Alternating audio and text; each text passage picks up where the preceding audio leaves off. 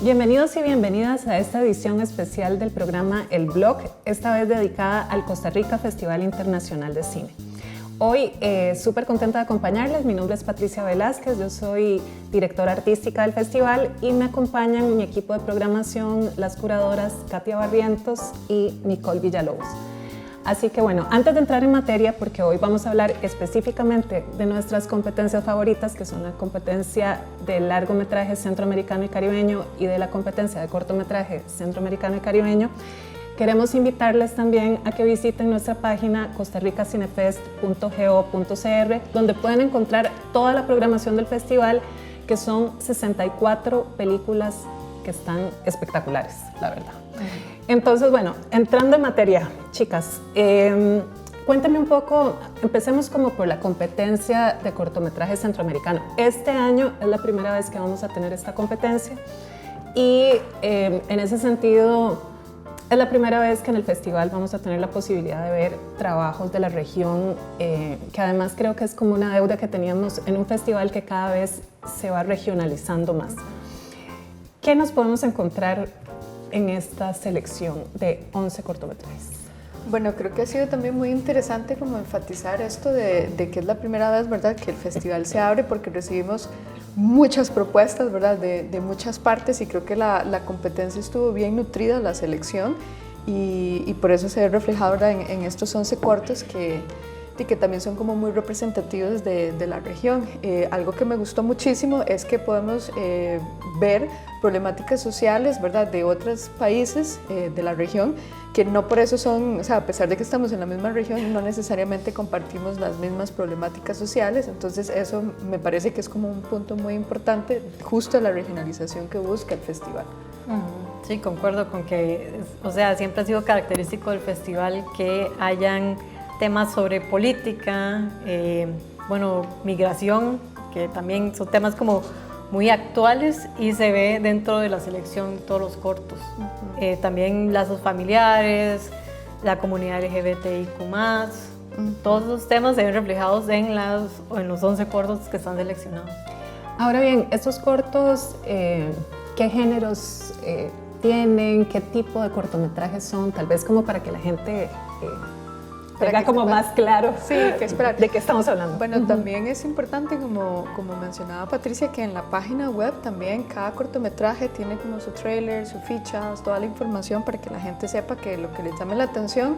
Si por aquí tal vez como nada más escucharon el nombre, pueden ir a ver a la página del festival como más en detalle, ¿verdad?, todo lo que les estamos comentando. Bueno, ¿qué van a encontrar? Documental, híbrido, experimental, está bastante como nutrido, ¿verdad?, en ese sentido. Creo que nos faltó, sí, hay comedia, chicas, ¿no?, ¿verdad?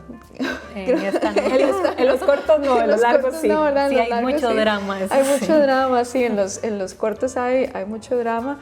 Pero también hay el documental sobre el voto latinoamericano, ¿verdad?, que es algo como muy actual en Estados Unidos, que es uno digamos, de la amplia muestra, ¿verdad?, que tenemos. Sí, ese sería Arizona 314, Lecciones para una elección, que bueno, ahorita lo estamos viendo que todavía se está viendo mucho este tema, ¿verdad?, actualmente. Y que muestra como ese voto latinoamericano en Estados Unidos en las elecciones pasadas. Claro, que además es un voto que fue por Trump, entonces es como muy fuerte, y creo que el cortometraje le ayuda a uno como a dar como una luz de por qué, sí, ¿verdad? Ajá, exactamente. Y también, bueno, tenemos cortos tan diferentes como La sombra de la casa, ¿verdad?, que es como la primera menstruación de esta niña indígena guatemalteca, que también es casi como una cuestión, ¿verdad?, política sobre su propio cuerpo, que debe convertirse en mujer obligatoriamente, ¿verdad?, a sus 9 años, que también es como una muestra, ¿verdad?, de esta variedad de temáticas que vamos teniendo en los cortometrajes. Y que en ese también se toca el tema, pues, de las relaciones familiares, que ahí también, siguiendo por esa línea, podemos hablar de Cuando el viento, el corto cubano, sobre estas nietas que conviven con sus abuelos y ¿Cómo no dar spoiler en lo que contamos? Que de hecho hay dentro de la selección, en otra categoría que se llama Bordes, hay una película similar que se llama Manas, que se podría combinar.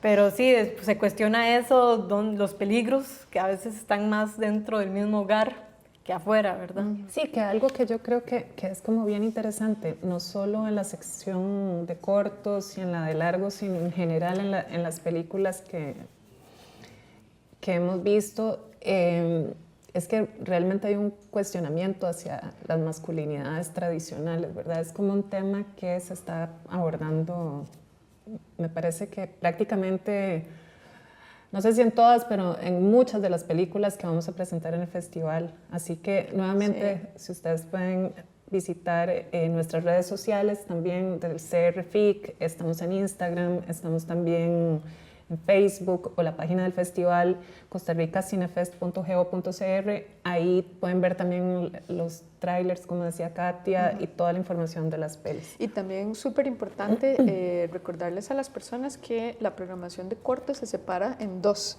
No es como que van a ver un corto suelto, ¿verdad?, en un día, sino que la programación de cortos está en 2 tandas y el corto que les interese en el sitio web va a decir exactamente el día en que se va a presentar, para que también lo tengan como ¿verdad?, en su radar. Tal vez podríamos hacer su propia parrilla, ¿verdad?, de visionado, ¿verdad?, para que lo sepan, ahí está. Bueno, y podríamos seguir hablando de los otros cortos. Bueno, con lo último que mencionaron, podríamos hablar de James, que combinamos temas, ¿verdad?, la migración dentro del mismo país y sobre estas masculinidades, ¿verdad? Y la estigmación también dentro del mismo país, ¿verdad?, hacia minorías, que en el caso de James es un muchacho indígena, ¿verdad?, que viene como a la ciudad, y todo el estigma, ¿verdad?, que se enfrenta estando dentro del mismo país, ¿verdad? Que no hace, como decía Nicole, no hace falta como salir de la casa para darnos cuenta que en la misma casa hay problemas. Y también esto de las masculinidades me parece como muy interesante, que tenemos este tema con directores masculinos y con directoras también. Entonces es importante ver que incluso, digamos, los mismos varones están cuestionando qué es que esto es lo que yo debo seguir, que es lo que se ve mucho en James, ¿no? Que él como joven dice, ok, es esto lo que se espera de mí, es esto lo que tengo que hacer, y esa reacción tan fuerte, ¿verdad?, que se ve de cómo la ciudad te devora, ¿verdad?, te aniquila, te aplasta, ¿verdad? Y esa jerarquía también. Y esa jerarquía también masculina. Bueno, importante también mencionar que, bueno, tanto James como el documental Arizona 314 y La sombra de la casa son de Guatemala, ¿verdad? Son como parte de los cortometrajes que tenemos guatemaltecos. Bueno, les mencionamos de este corto exento, que es también cómo se cuestiona el mismo, digamos, tabú que hay sobre la homosexualidad dentro de la misma comunidad, que este es un corto cubano que también va a eso, digamos, como no solo es esa nueva masculinidad, sino también esa nueva forma de cuestionarse, digamos, qué es ser una persona gay en el 2025, que eso también me parece que es algo muy interesante. Y este corto también, ¿verdad?, es de los que ofrecen un poco más de experimentación, ¿verdad?, como más recursos técnicos. Sí, que explora más en su forma. Que explora más en su forma. Bueno, y a propósito de eso, también hay un cortometraje costarricense que es como bien experimental. Este sería Albura, que está realizado por medio de la técnica de la cianotipia, que entonces el cortometraje también básicamente cada fotograma es una pieza que se puede ver aparte de fotografía y que fue unida, ¿verdad?, para digamos, para crear como este efecto más azul, ¿verdad?, más interesante. Y que además no tiene diálogos, entonces experimenta más con el sonido y cómo hacer una narrativa a través de eso y no depender solo de los diálogos de los personajes. También tenemos otros 2 cortos costarricenses, ¿no? Sí, sería, bueno, Soñé con un paisaje, de Kim Torres, que es un híbrido, podríamos decir, que habla sobre una pareja de migrantes chinos que viven ahora en Manzanillo en un súper, y nos cuenta como principalmente de la vida de ella y cómo es ahora en Costa Rica, pero tiene una cinematografía muy rica e interesante. Y luego tenemos el de Carolina Fung, que es muy curioso, ¿verdad? Que uno habla de la comunidad china y después tenemos una persona parte de esta comunidad chino-costarricense que es Carolina Fung, con este corto de que nos atraviesa un cuerpo de agua, que habla mucho también de esas relaciones familiares, ¿verdad? Lo que hemos dicho. Y también, ¿verdad? Esa famosa frase de que es correcto podar tu árbol genealógico. Entonces aquí se ve esto, digamos, de que no toda tu familia tiene por qué tener relación con uno, y entonces cómo estos hermanos, ¿verdad? Intentan como recuperar el vínculo después de que la hermana decide, ¿verdad? Salir de la casa paterna, por los motivos, ¿verdad? Que romper la relación con la madre no significa romper la relación con el hermano. Y además también como que juega ahí con la forma un poco, y algo muy interesante de ese corto es cómo va dosificando la información, ¿verdad? Que es, el conflicto no se da de entrada, sino se va dando lentamente. Y como ven, ¿verdad? Los nombres, ¿verdad? Son bastante poéticos: la sombra de la casa, nos atraviesa un cuerpo de agua, será inmortal quien merezca hacerlo, que es el favorito del nombre favorito de Nicole. Sí, que ese, bueno, es también sobre la población LGBTIQ+, que nos cuenta sobre, en Cuba durante la Revolución Cubana se hicieron campos de concentración para esta población, y a través del testimonio de alguien que pasó por eso, se miran testimonios actuales, y es también con una forma muy interesante y llamativa.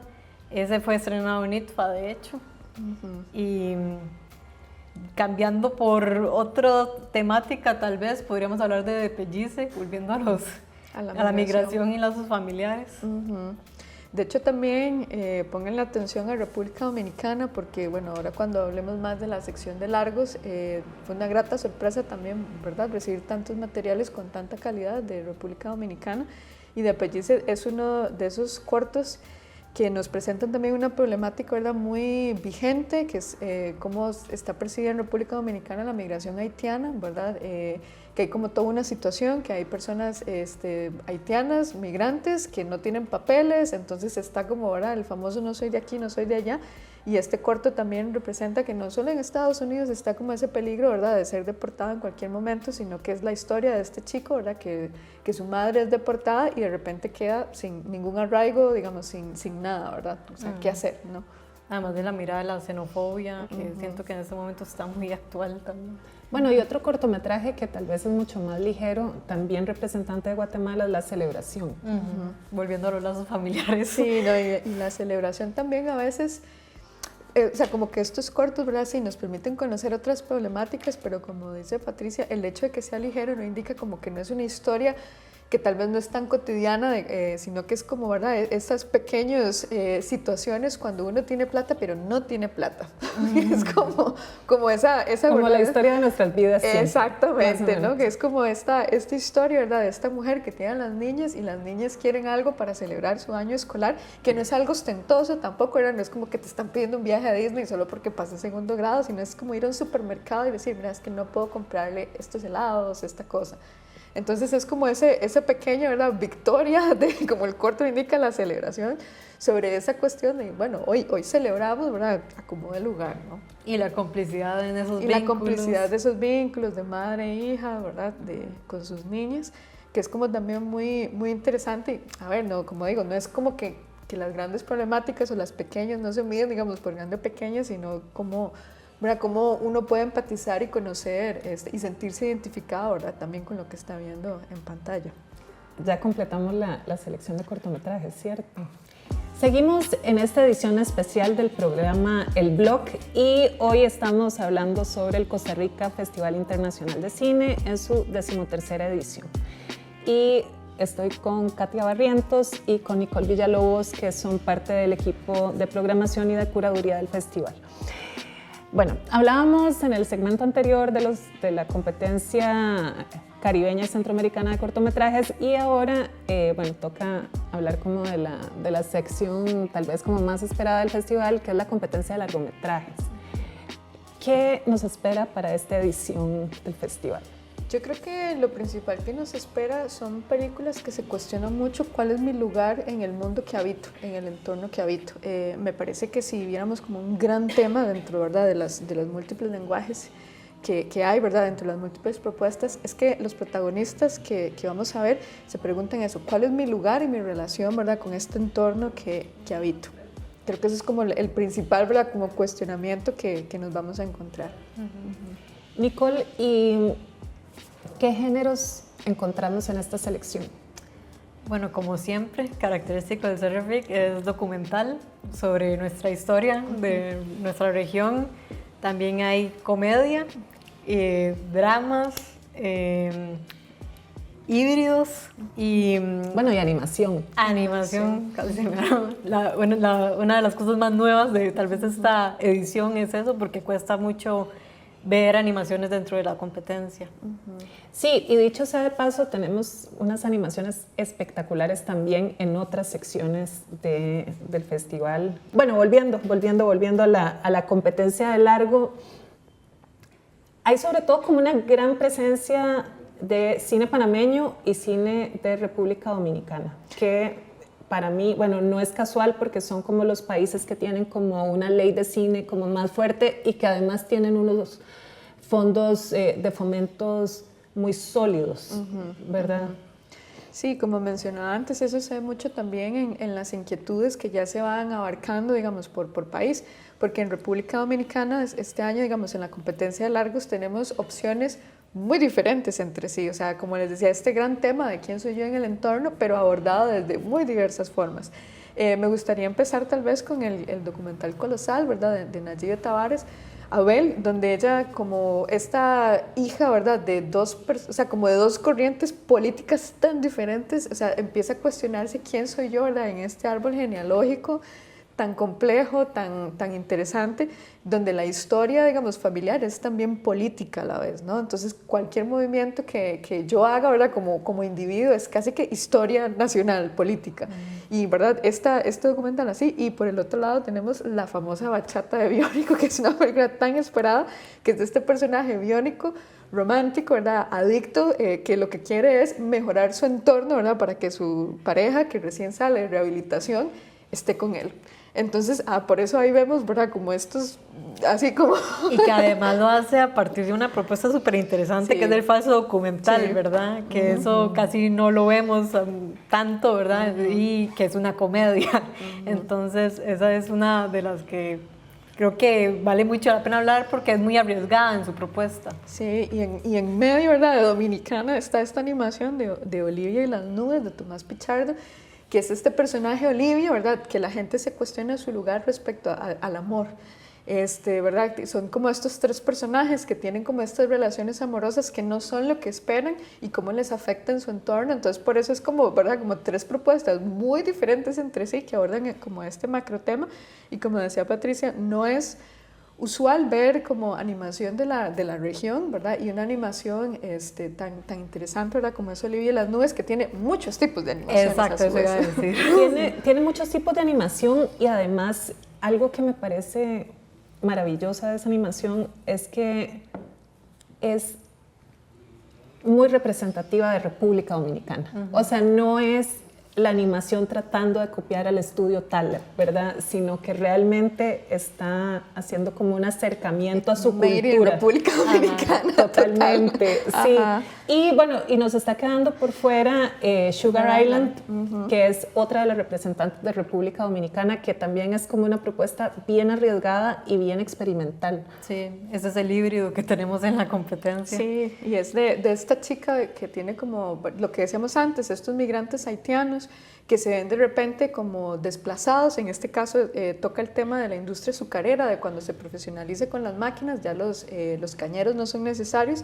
Una chica que lidia con un embarazo adolescente no deseado. Entonces, en medio de todo esto, ¿quién soy yo? ¿Cuál es mi entorno? ¿Verdad? ¿Qué hago?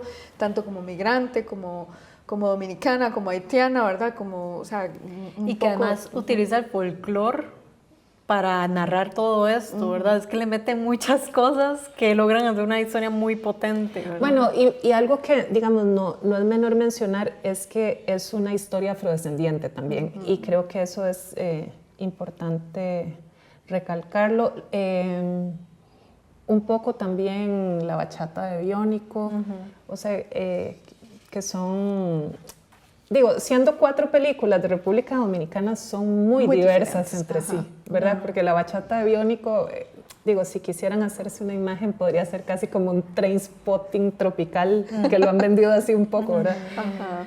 Y luego tenemos esta película mucho más experimental y colorida, ¿verdad? Sugar Island, y luego esta película como de corte mucho más político, colosal, y Olivia y las nubes, que es una ternura. Es una ternura. Es una ternura totalmente. Es una ternura. Y tal vez podríamos pasar un poco también a Panamá, que nos trae también propuestas muy diferentes, ¿verdad? Que tenemos como 2 documentales muy diferentes entre sí, muy diferentes. Y a mí me gustaría empezar con El luminoso espacio salvaje de Mauro Colombo, que trae como una reflexión de la vida, ¿verdad? Y de esos momentos cuando la gente... a mí una de las cosas que me gustó mucho es cuando ellos mencionan cómo prueban científicamente que el alma existe, ¿verdad? Porque el documental va esa reflexión de poética, biológica, física, digamos, de la física, o sea, qué pasa, ¿verdad? Entre la frontera entre la vida y la muerte. O sea, que es algo muy, muy diferente también, como un tema muy difícil de abordar en un documental, y este director Mauro Colombo se da la tarea a partir de una experiencia personal que fue salvarle la vida, ¿verdad?, a una persona ahí en medio de la calle.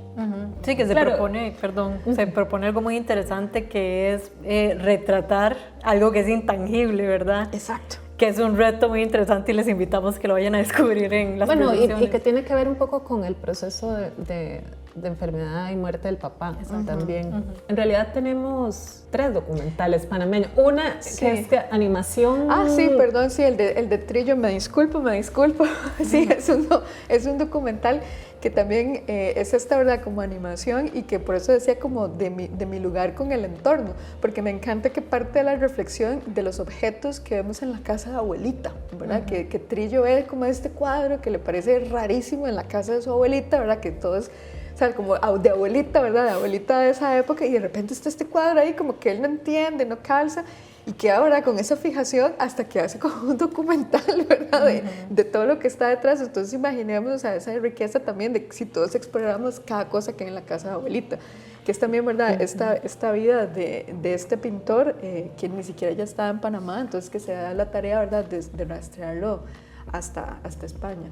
Sí, y tal vez como para contextualizar, Trillo es el director del documental, Trillo Guardia, Félix se llama, le dicen Trillo. Para los compas, ¿verdad? Y la película se llama El brujo Julio Sacristán. Exacto, que es este... artista de grabado panameño, y Trillo decide hacer animación de estos grabados y logra un diálogo con el artista plástico, pero al mismo tiempo con la obra que está describiendo, haciendo como también como una reflexión histórica sobre Panamá. Entonces es como súper interesante. Y va muy, por eso, perdón que como que lo dejé ahí, pero no, va también muy, muy ligado con el de Ani Caraballo, el de los tratados, Hijo de Tigre y Mula. Porque el personaje de Julio Sacristán también reflexiona un poco cómo fue para él crecer en una Panamá, ¿verdad?, donde el canal estaba de una manera, y después en el documental Hijo de Tigre y Mula vemos como la parte más histórica de esta historia cotidiana, digamos, que vivió este señor. Y de acá, bueno, ustedes que son realizadoras, bueno, pueden hablar muchísimo mejor del material de archivo, ¿verdad?, de este documental, que es una belleza. Es una joyita, y luego otra cosa que tiene ese documental es que, bueno, tiene un timing, ¿verdad?, porque justo, desgraciadamente tenemos que volver a hablar de Trump, pero es como este momento donde se vuelve a plantear la recuperación del canal de Panamá y se pone en juego la soberanía del país. Exactamente. Entonces es un documental que definitivamente tiene una relevancia y un momento preciso para ser exhibido. Y una realización muy interesante, porque narra una historia muy bien, y principalmente con ese material de archivo que además está restaurado de una forma preciosa, ¿verdad? Y cuenta también un poco el papel de Costa Rica en ese momento histórico. Entonces, para la gente que le gustan los documentales históricos, están invitados a Hijo de Tigre y Mula. Y hagan la programación así, ¿verdad? Vayan a ver El Brujo de Julio Sackerson, que el señor nos cuenta. Después van y aprenden la cuestión histórica en Hijo de Tigre y Mula. Y para terminar con la sección de Panamá, se van directo a ver Querido Trópico de Ana Andara. Que ahí estamos hablando de otra cosa, ¿verdad? Estamos hablando de una ficción, ¿verdad? Que además nos está tocando de una forma muy sutil y muy hermosa también el tema del Alzheimer, ¿no?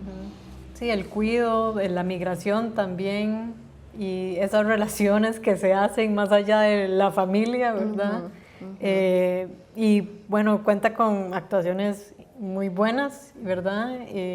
Sí, tiene, bueno, a la grandísima Paulina García, que la hemos visto en películas como Gloria, ¿verdad? Que ganó en su momento mejor actuación en la Berlinale. Y bueno, en otras múltiples películas también. Con fotografía de Nicolás Wong. También, para que lo tengan ahí.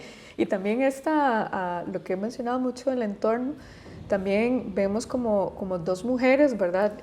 Crean este vínculo, ¿verdad? En un lugar que físicamente no les gusta, porque también es muy curioso, digamos, cómo hablan de Panamá, digamos, como ese querido trópico, ¿verdad? De que aquí llueve mucho, que aquí es esto, digamos, que ella es una inmigrante colombiana, digamos, no es su país, tiene que echar raíces ahí a como de lugar, y esta señora, ¿verdad? Que está aquí porque le tocó estar ahí. Entonces, como ese trópico, ¿verdad? Ese país que les es ajeno, empieza, digamos, a convertirse como en ese espacio que tienen que aceptar sí o sí, y cómo ellas se pronuncian sobre ese espacio, ¿verdad? Para hacerlo suyo a su manera. Que eso también es como muy bonito, y lo que decíamos antes de los vínculos que se crean fuera de la familia, ¿verdad? Que no necesariamente hay un vínculo consanguíneo, pero que a veces los lazos se hacen mucho más profundos entre personas que no tienen, digamos, material genético en común, ¿verdad? Bueno, ni genético ni necesariamente de clase, ¿verdad? De clase, exacto. Eso también es como muy interesante, que a veces podemos conectar en lugares a pesar de todo, ¿verdad? De que todo de alguna forma se opone, porque sí hay algo como en esa familia que no le hace nada de gracia ese vínculo de esta señora con su cuidadora, pues. Y bueno, y cambiamos de país. En realidad, toda la selección de largos está increíble. Tenemos otro documental cubano. Este es como un año de documentales en la selección. Sí. Isla Familia. Isla Familia, que esto también, para que presten atención, el director Abraham Jiménez Zenoa va a estar acá compartiendo un poco como de esa experiencia, ¿verdad? Desde lo político.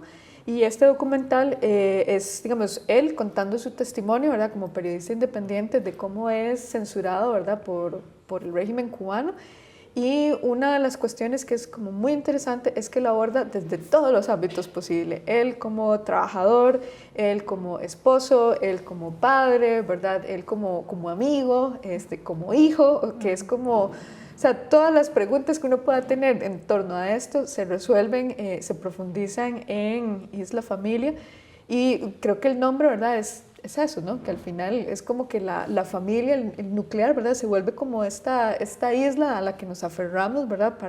Para tener contención. Y especialmente esta película, que fue también, para darle un poco más de drama, filmada dentro del contexto, ¿verdad? Del COVID, donde estábamos encerrados con nuestra isla familia, ¿verdad? Y no necesariamente tal vez a gusto, ¿verdad? Que eso también es algo que está ahí. Y la llegada de un nuevo bebé, o sea, es que es como, ¿verdad? Y la migración. Y la migración, o sea, es que tiene como todos los ingredientes, ¿verdad? De que se pueda hacer. Y es un cine que también, bueno, hemos hablado mucho, ¿verdad? De República Dominicana y el apoyo que se le da a los cineastas, y también en Cuba este cine, ¿verdad? Que se hace desde la resistencia, desde lo más íntimo, ¿verdad? Lo más sencillo, grabado con un teléfono celular. Sí, además en un contexto actual donde muchos cineastas están siendo perseguidos, están siendo censurados, entonces realmente es una película muy valiente. Sí. Y además una película hecha en pareja también, y que... Porque es codirigida. Es codirigida con Claudia Calviño, gran productora, digamos que hemos visto películas como Juan de los Muertos, Santa y Andrés. O sea, ella es una productora con gran trayectoria y creo que con una gran honestidad y generosidad nos abren como un poco este universo de la casa. Exacto, o sea, estamos ahí íntimo. en su universo más íntimo y por eso es como muy llamativo cómo nos permiten conocer, ¿verdad? Todos los aspectos de su vida. Por eso también, bueno, con el documental que mencionamos antes de Nayibe, que ella también nos abre, digamos, la historia de su familia en lo más, ¿verdad? Con sus luces y sombras, y ellos nos ven, digamos, Abraham y Claudia, que yo les digo como si fueran mis amigos ya, nos invitan a ver, o sea, en medio de esas sombras, la luz que significa la llegada de su hijo y todo lo que implica, ¿verdad? Para una familia que recibe, digamos, ese primer bebé y que debe crecer, ¿verdad? En esas condiciones, y la migración también, ¿verdad? Y esa preocupación de si el bebé tendrá desarraigos y, ¿verdad? Ya es un niño de tercera cultura que se llama, entonces es como muy, muy interesante. Y que al mismo tiempo tienen que resistir y pasar por todas estas cosas que muestran en el documental, ¿verdad? Es como a través de lo íntimo se puede hablar tanto de la política de un país y una región, ¿verdad? Bueno, y digamos, al final, pero no menos importante, tenemos nuestras películas costarricenses, dos películas que además son estreno mundial, que vale la pena decirlo. Tenemos, por un lado, El Monaguillo, El Cura y el Jardinero, de Juan Manuel Fernández, documental, bueno, que recordarán hace unos cuantos años cuando capturan a este cura. Sí, a este cura en México que se estaba escondiendo por acusaciones de abuso sexual de abusos menores. También en este, bueno, documental es también, bueno, obviamente muy importante sensibilizar de que para los protagonistas de este documental, ¿verdad? También nos han abierto un episodio muy oscuro de su vida, que tal vez no necesariamente como que uno quisiera verlo en pantalla grande, pero es muy importante verlo también. Entonces, cómo manejar esto, ¿verdad? De hablar de un tema tan sensible, tan doloroso, ¿verdad? Para estas personas, y también la valentía, ¿verdad? Si antes destacamos, ¿verdad? Que el documental cubano nos muestra de manera muy valiente, me parece que es importante destacar, ¿verdad? Estos dos personajes que muy valientemente realizan este documental, ¿verdad? Para hablar de este caso que es, ¿verdad? Totalmente nefasto en la historia costarricense. Y cuestiona el papel de la iglesia y esta institución y cómo protege esto, ¿verdad? Creo que es un tema muy importante en nuestro país todavía, que que la religión sigue siendo un tema muy importante, ¿verdad? Que hay que cuestionar. Claro, totalmente. Además, cómo de alguna forma cuando hay denuncias de este tipo, muchas veces la iglesia lo que ha hecho históricamente es trasladarlos a comunidades donde nadie los conozca, ¿verdad? Y así nos quitamos el problema de encima, pero llevan el problema a otra comunidad, y es un poco lo que pasa con este cura. Sí, yo creo que sí, aquí podemos retomar la famosa frase, ¿verdad? De que la vergüenza tiene que cambiar de bando. O sea, este es el documental que invita a que, o sea, estos jóvenes cero, digamos, avergonzarse, que incluso tienen que hacer el esfuerzo, ¿verdad?, de viajar a México para ver si logran capturar al cura Entonces es también un estreno mundial, y también destacar también esa valentía, ¿verdad?, de eso, de que la vergüenza debe cambiar de lado, y cómo ellos quieren contar esta historia y que no sea un caso más, ¿verdad?, que no sea como, sí, ya en 3 días pasamos a otra cosa. Exactamente. Bueno, y tenemos también Ella se detiene a mirar, de Álvaro Torres, que también hace su estreno mundial en Costa Rica. Él ya en sus 2 películas anteriores retrataba esta zona del Pacífico Sur de Costa Rica, y acá lo vuelve a hacer. No sé si puedes contarnos un poquito más. Lo hace en Playa Azul, que también está ubicado en el sur del Pacífico, de Costa Rica, y retrata bueno, es como una familia, pero lentamente nos vamos entrando en Yesenia, que es una mujer de pocas palabras, pero que tiene toda una vida que la marca, ¿verdad?, en este pueblo de pescadores artesanales, y también cómo este lugar ha sido afectado por el narcotráfico y ha sido, pues, olvidado por el gobierno prácticamente. Es como la realidad de muchos lugares de nuestro país, ¿verdad? Y acá le ponen cara y voz. Y esto que decíamos, ¿verdad? De yo y mi entorno, que incluso también el entorno naturalmente es muy difícil, porque también menciona que no solo es el narcotráfico, sino que cada cierto tiempo hay una inundación, entonces como que la gente dentro del mismo lugar se tiene que ir como desplazando, porque va a llegar un momento en que el mar se va a llevar su casa. Entonces es como este personaje Yesenia, ¿verdad? Como decía Nicole, que es como muy introspectivo, muy cerrado, ¿verdad? Pero a través de ella pasa el mundo, su mundo, ¿verdad? Que es este mundo que desde San José, por supuesto, que no podríamos conocer a menos que vayamos allá. Sí, y tal vez algo que es muy importante de destacar de este documental es la fotografía, que además, para quienes ya vieron el primer trabajo de Álvaro, Nosotros las Piedras, es el mismo fotógrafo y de verdad que es una fotografía muy, muy hermosa. Entonces, pues les recomendamos ver todos estos trabajos, excepto el trabajo de Giovanni, que desgraciadamente no nos va a poder acompañar porque va a estar en Asia presentando su película. Todos los directores, o cuando no está el director o directora, va a haber como alguien de la producción acompañándonos en las sesiones de preguntas y respuestas. Entonces aprovechen esos espacios porque realmente es muy rico. Es muy rico también entender cuáles son como las intenciones detrás de cada una de estas películas y también la forma en que se hicieron. Sí, y bueno, recordarles que acá son muchos nombres, pero que otra vez en el sitio web está toda la información de las películas, cuándo se va a presentar. Como dijo Patricia, todos van a tener una sesión de preguntas y respuestas, van a estar ahí los talentos de las películas. Entonces también es como una invitación a aprovechar también esta cercanía, ¿verdad? Que no siempre es posible dentro de una sala de cine. Exhibir las películas ya es una gran alegría, pero también tenemos premios económicos para estas películas. Para la categoría de cortometraje tenemos premio Mejor Cortometraje Costarricense, tenemos también premio Mejor Cortometraje Centroamericano y esta vez en la categoría de largometraje Centroamericano y del Caribe volvemos a tener el premio del público, por eso... que para mí siempre es el premio más lindo que uno puede recibir. Y por supuesto Mejor Largometraje Costarricense y Mejor Largometraje Centroamericano.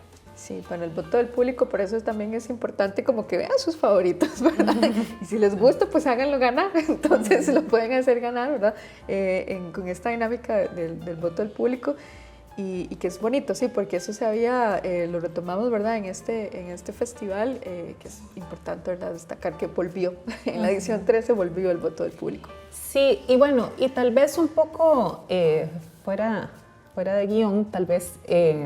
Además de estas secciones, tenemos una sección espectacular de cine de terror y cine de género que se llama Año 13, porque es nuestra edición número 13. Tenemos también Bordes, que es una sección... Antes conocida como Panorama. Para conocer las periferias, ¿verdad? Geográficas y también de prejuicios, ¿verdad? Porque también Bordes tiene eso, o sea, que nos hace sentir que la periferia es geográfica, pero no necesariamente. Sí, y además también nos acerca a las similitudes, ¿verdad? Que también compartimos con muchos países que a veces sentimos como muy distantes. Tenemos una sección de 6 películas de directoras españolas que se llama Mujeres bajo la influencia, recomendadísima, así, películas espectaculares.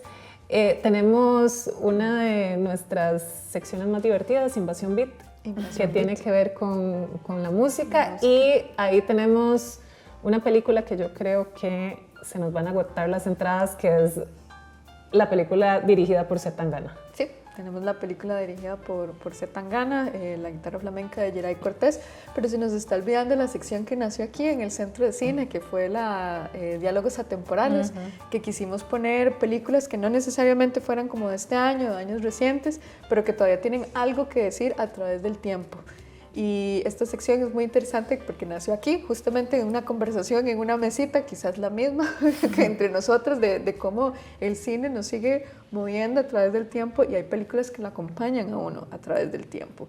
y esa sección también es muy interesante para conocer no solo historias, sino también estos documentales, ¿verdad?, que se cuestionan cuál es mi lugar en el mundo, si mis raíces, si mi mamá o mi papá nació en un lugar y yo estoy en otro, significa que no son mis raíces, entonces es también como muy interesante.